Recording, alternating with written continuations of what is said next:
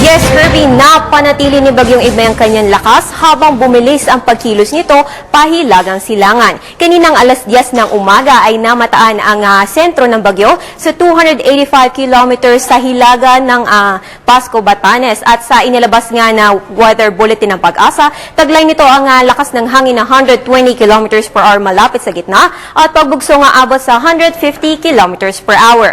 At mula nga sa 17 kilometers per hour na pagkilos nito ay bumilis ang kanyang pagkilos na 22 kilometers per hour pa northeast o hilaga po yan, hilagang silangan. At sa ngayon nga ay tinanggal na po ang public storm warning signal sa Calayan at Babuyan Group of Islands habang may signal number 1 na lamang sa Batanes Group of Islands. Nakataas rin ng gale warning sa northern at western seaboards at ng central seaboards ng Luzon dahil nga po sa bagyo. Kaya inaabisuhan na natin ang mga mangingisda na huwag munang pumalaot dahil sa malalakas na alon na dulot ni Bagyong Igme. At mapag-iigting rin ng bagyo ang hanging habagat na magdadala ng pag-ulan dito po yan sa western section ng Luzon.